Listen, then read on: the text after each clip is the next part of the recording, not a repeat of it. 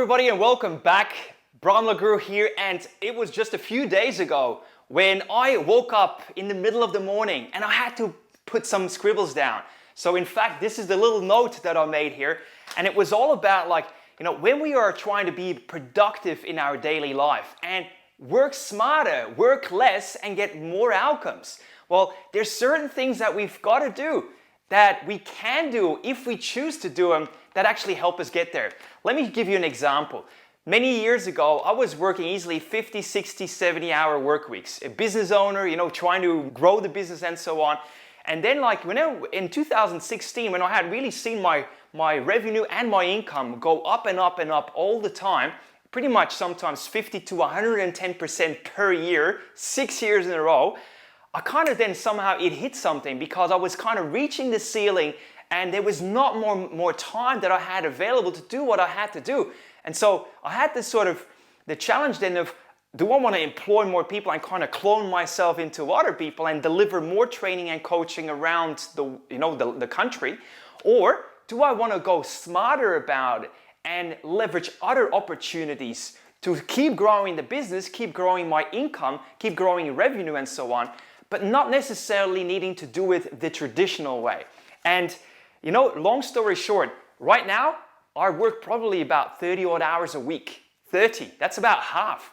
Now, I won't say that I am, let's say, at the top of my game income-wise, but I do have now more balance. I do have more time, for other things outside of work. And once again, I definitely see that there's a lot of value in doing these things here. So behind me here, I prepared something for you in terms of your time management, but most importantly about how you manage yourself.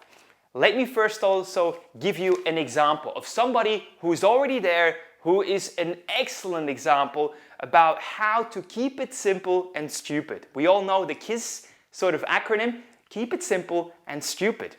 KISS. One of my friends is called Dr. John DeMartini. He's a very well celebrated author, international keynote speaker, facilitates training and coaching around the world, and sometimes does it in 4 or 5 countries per week, every week. From a time management perspective, he asked himself one day, many years ago now, decades ago, what is it really that I personally love doing? What do I personally value a lot? And the answer to that question for him was that when he looked at everything he was doing and where he could easily spend his time on without really getting tired or bored or any of that, it was 4 things. The 4 things for him were researching, writing, speaking, and traveling. Those are the 4 things that he just loves doing. Now, once you have this insight, you've answered that question and you know exactly what you love doing and where you don't need a vacation to get away from it. You just keep doing it because you love it, right? Your passion just is there. It means then you're going to put in the time, you're going to make the effort, you're going to persist until you actually get there, and you're going to keep learning and growing. And that is exactly what you want to do. So, bringing it back to the here and now for you as well. I'd like to, first of all, you get clear about what is it really that you love doing, and could you create your business, could you create your income around doing just that, right? What if you would start with the end in mind and say, this is what I just want to do all the time, and I figured out a way to get paid for it while I'm doing it? Well, that is of course the start. Once you've got that now, it's important that you start looking at your calendar. You reflect back, you look in the rear view mirror, and you look at what are the tasks that I am doing day to day and have been for weeks and months and even years, right? Just take inventory. Look at the facts. What have you been doing? What are the daily tasks, the weekly tasks?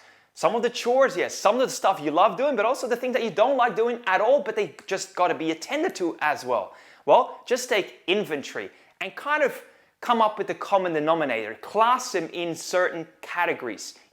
For example, I do a lot of emails, I do phone calls, I do visits, I talk to clients, I pick up the phone and make outbound calls, I answer phone calls that are coming in. You go to networking functions, you study, you host team meetings, you present, you speak, whatever it is, just take inventory. It's first important that you kind of visualize things first and foremost. And then we're ready for this here. Per class, once you've pretty much sussed it out, you will have 15 different things you do, 20 different things you do, 25 different things you do. Probably around the 15 to 25 is probably what you're going to do once you start breaking it down. Then you look at like how many hours per week do you spend on each one of them on average. By the way, commuting is another one. How much time do you spend on the road, right? So how many hours per week do you do it? You just have your entire list and you put down the hours and you add up your hours and check, is that the amount of hours you work per week? 40 hours, 35, 45, 50, 55, 60, 70, 80, 100, whatever it is. And then what you do is just a very, very simple formula, a very simple process, one by one. 1, 2, 3, 4. You ask yourself 4 different questions. First things first, you look at each one of the 4. And you ask yourself, is this something that I have to do at all? Does it have to be done at all? Or is it just something that I've been doing because I've always done it, but really there's very little value in it? And if I were to do it or not do it, it wouldn't really matter, you know? So your first question is, can I eliminate it altogether? Does it have to be done really by me or someone else? So that's number 1 for you. Number 2 then is you ask yourself, is there a possibility of me simplifying that particular task? Can I simplify it? Sometimes we do things and the process is too convoluted. It's too much. We double check, triple check, quadruple check. We have multiple people working on the same thing and doing exactly the same thing. You know, working in manual spreadsheets rather than using CRMs and other advanced software, that sort of stuff, right? Can I simplify it? Number 3 then is, can I automate it? Automation is, of course, one of those things that I absolutely love. I've done it in my marketing, I've done it in my sales process, I've done it in my bookkeeping, all of these sort of areas that are relevant in business. You can automate things and make it simpler. By the way, if I go back to make it simpler, in the old days, prior to the COVID outbreak, we would easily make room for meetings and we would travel to go from one meeting to another. And that's a lot of time that you're pretty much commuting between meetings. That is really unproductive time. So is there a possibility for you to kind of get rid of the commute altogether and go to Zoom most of the time?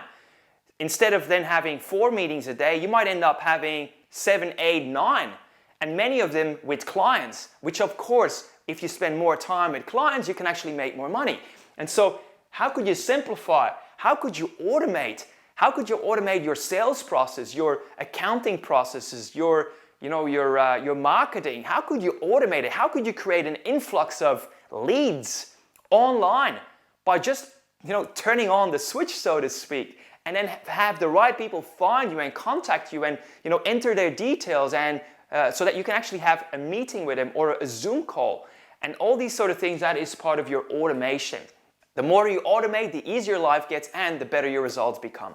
And last but not least, can you outsource or delegate, particularly if it is about things that you really don't care much about?